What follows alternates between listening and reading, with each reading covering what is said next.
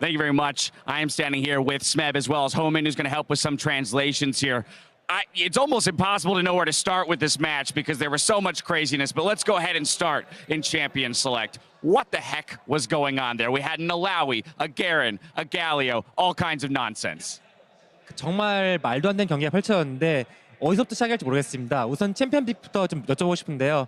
가렌, 일라오이, 그리고 갈리오 등 정말 말도 안 되는 챔피언 여러 가지 나왔었는데 어떻게 된 일인지 말씀해 주세요. 네, 저도 모르겠었어요. 그러니까 챔피언 픽 시작하고 이제 1, 2픽까지는 좀 정상 픽인 줄 알았거든요. 근데 1, 2픽 이후에 막 이상한 픽을 하는 걸 보고 아 진짜 이거 준비했구나, 재밌게 게임 하겠구나 하고 저도 좀 신나 있었던 것 같아요.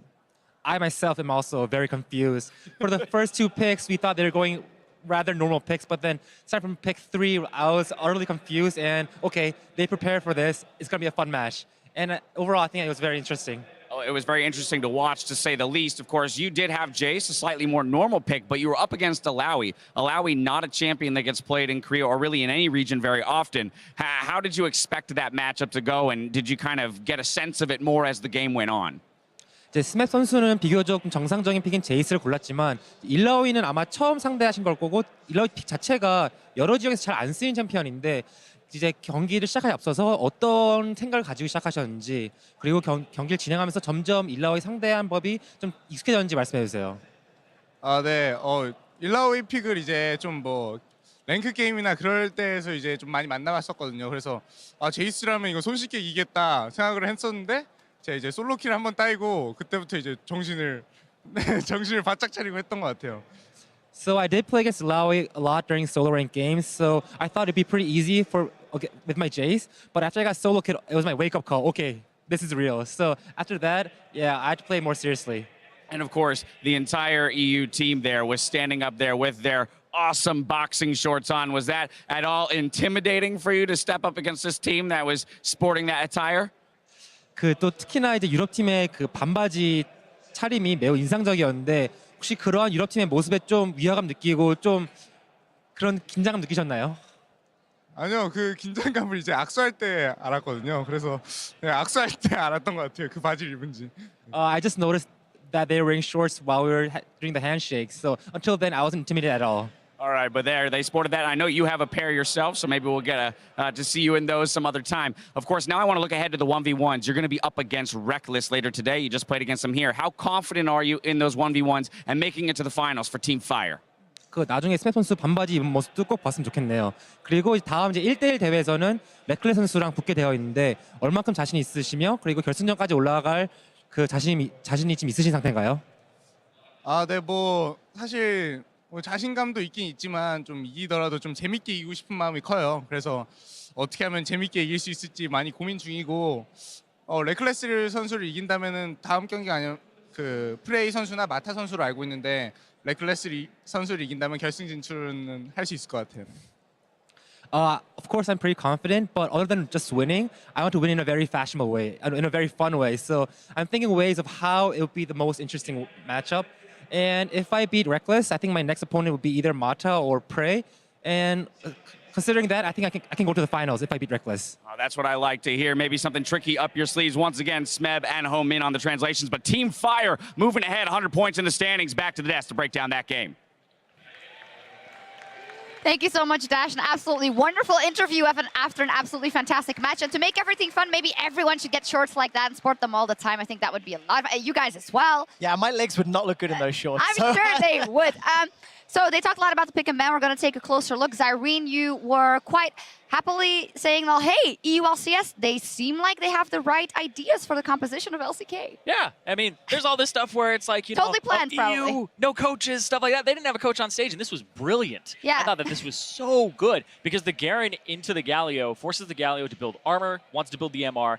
Also, you silence him. It's almost impossible to get that ultimate off, and you have to wait for the Garen to go through that silence first, and he's going to build Black Cleaver. So the armor you do build, it's even less effective. You know what's even more impressive? I was listening in a bit when they were trying to think of this. And they're like, yeah, okay, we can't give Faker X5 and Z's champion, and that's what they did. But they didn't really have any other strategy. Just the veterans coming up with this on the fly. I was a little unsure about the picks, and after hearing some of Zarine's reasoning, you know, I got a little bit more supportive of it because that early pick, Ken and Elise, you heard Smeb. He's like, hey, we thought they're going to play serious. They lulled them into a false sense of security. They pull out the surprise switch at the end, and for about 22.5 minutes, EU were in the lead. They played well. They played aggressive. I'm not quite sure what happened after that because I stopped watching.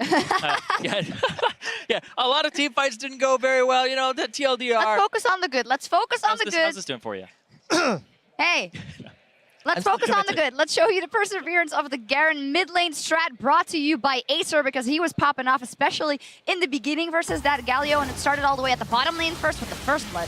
Yeah, this was actually really well played here, Jankos. I love that he threw the cocoon out as the hook was coming through, so it guarantees that you're going to hit the Nautilus with it, but then it actually just turned around. It really does. And you've got to remember that LCK were running a double teleport composition. For the first 20-odd minutes, they were actually using those TPs to counter aggressive fire plays very well. But what ice plays rather, but what I did like was seeing how Xpeke as well as Soaz then altered their play style and actually used decent baits to get themselves a couple kills. Peke, he just kept going for Faker time and time again. Yep, the Ignite on top of it as well to cut the healing from the Bulwark. He took that Summoner spell, and I actually was a little bit confused by some of the builds in this game because when you're that far ahead as an Alawi, you should actually, when you have the Phage, don't go for Black Cleaver. You have a Garen on your team. He's going to spin and do the armor shredding for you. Get a Trinity Force. Kill the Jace. Do a ton of damage to that Ezreal when you actually get in range. Build something like a Death Stance a little bit earlier. Randu and Zoman wasn't really that great of a pick either because of the fact that they didn't buy any crit. No, they didn't. And you know, the early armor pen from Smeb's Jace, not super valuable, but when you saw how Smeb and Soaz were trading in the top lane with that Alawi, you talked about being a little confused by those itemization points.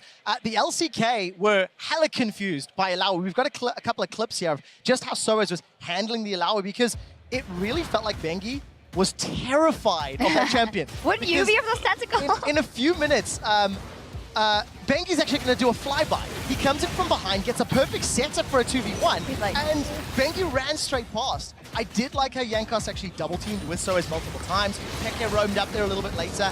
The problem was, it didn't translate to a tower, it didn't translate to anything more. This right here, the reason that Soaz actually gets this kill is he uses the ultimate as Smeb is using his E, and Alawi ultimate, you can't be CC'd during it. So people will use it when like Nautilus ultimate is in transit, you dunk, and you actually can't be CC'd during that. Soaz also, and I like that you talk about the itemization so we know at least if we start playing it, we should do it better. I think it also proves that it wasn't a genius strategy that they had come up with before. They did kind of go with the flow and pick these things, and it didn't necessarily think too much about these specific item paths, and they were in the lead until 22 minutes. I mean, this is the depressing replay. This is where I'm going to temporarily get pissed off. The expected replay. Yeah, pull the replay up because this is exactly what won the game for LCK, for Team Fire.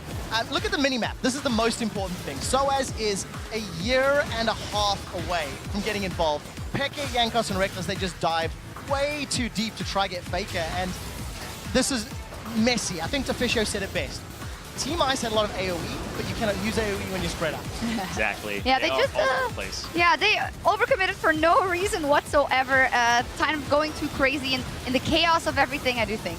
Yeah, Soaz there as well, he missed his Test of Spirit. Test of Spirit is an absolutely necessary ability to land your E so that your tentacles automatically flail at the guy for you, so you don't have to use the W every single time. Yeah, that was a pentakill waiting to happen. Yeah, because if he hits an E, he has the R to avoid the CC. Trevor. Yeah, it's unfortunate, but one loss. One loss. One loss. Okay, so it's 100 points. Now, I've been taking a look at those 1v1s, which are coming up later in the day. Ron OP from the GPL is taking on Peke. Levi is taking on WLS, formerly God V. And OP-Timus is taking down Uzi.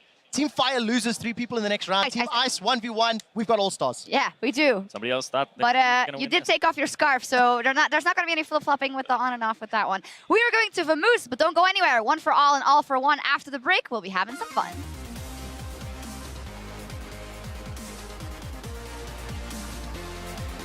Oh, no, wait a minute. Oh, yeah! Okay. Ooh. All right, we need 2 analysts here for sure. What you got, Tafisho? Garen mid lane. Caught up by Xpeke. The Ignite goes down. Faker's in trouble. He's going to heal up a decent amount. True damage is there. Garen spinning to win. The Ice Mark comes out. Mickey's backing up as well. Banky silenced. Locked up. There's decent damage. Red buffs on both sides.